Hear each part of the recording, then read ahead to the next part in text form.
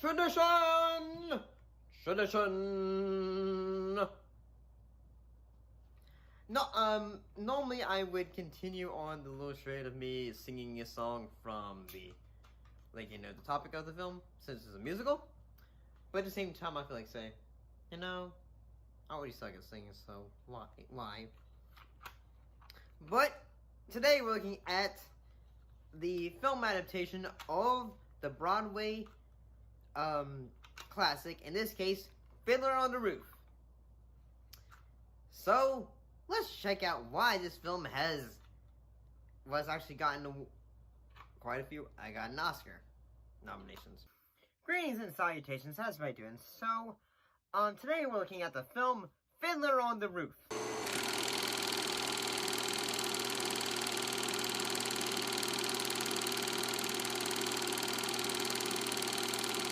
It's based on the 1964 stage musical of the same name.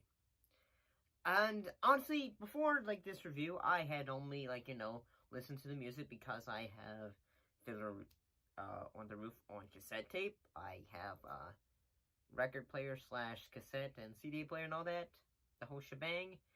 And honestly, I mean, I love musicals. And honestly, before, I thought of this, I thought, when it comes to musicals, I thought, this one's just gonna be some happy, joyous one, mostly because I thought, every time, I hear talks about this musical, I always think of, Tave's, musical moment, If I Were a Rich Man. If I were a rich man, yabba-dibba-dibba-dibba-dibba-dibba-dibba-dum. All day long I biddy-biddy-bum. If I were a wealthy man, I... And I usually think, okay, this film is going to be a bit of a, happy story. But honestly, the story is more of, a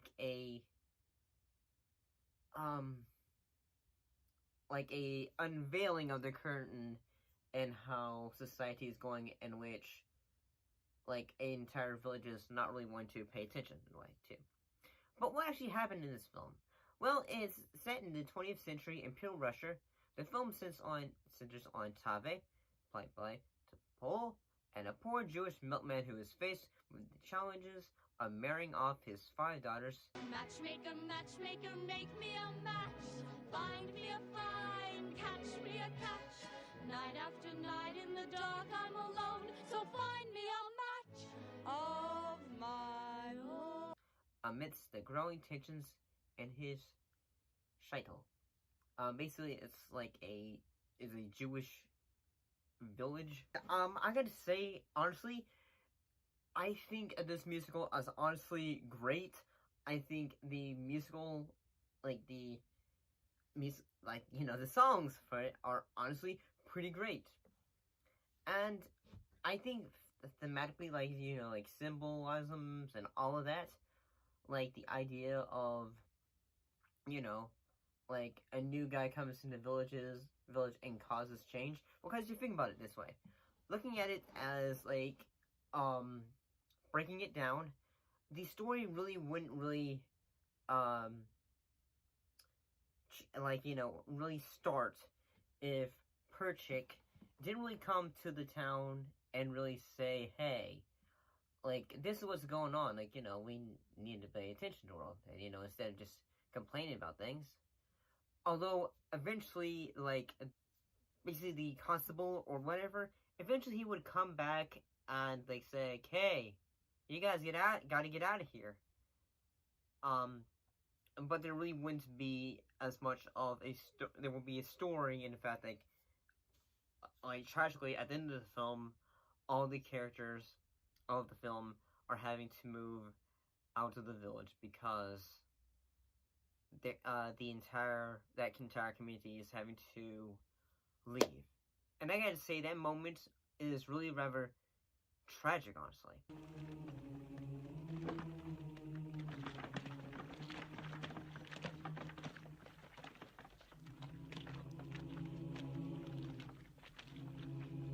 whenever anyone is leaving and like looking back at the city, their community, in a way, it's just really rather a sad moment. And I gotta say, honestly, the moments where I'm like, oh my god, this is really rather strong acting, and I can see why the film won Golden Globes, and as well as like say getting nominations for Best Picture, and as well as getting, you know, other things.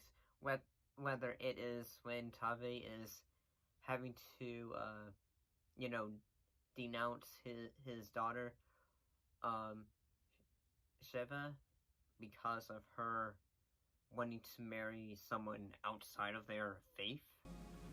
If I try and bend that far, I'll break. On the other hand,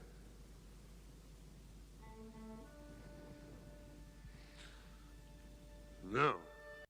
Yeah, I mean, that one is real. Like, whenever, like, stories have to do with families and, like, you know, like a parent having to kick a child out of the home because of different views, rather, like, tragic in a way.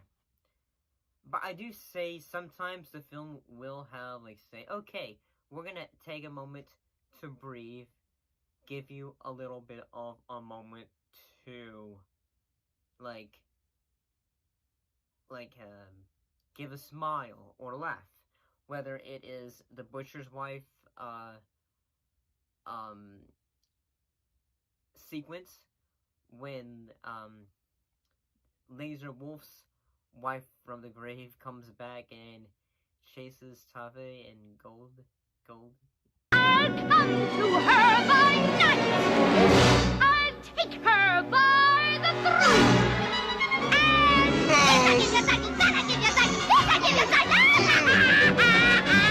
And yeah, I think that moment is rather amusing, honestly. But honestly, I gotta say this film is really rather powerful, honestly. And yeah,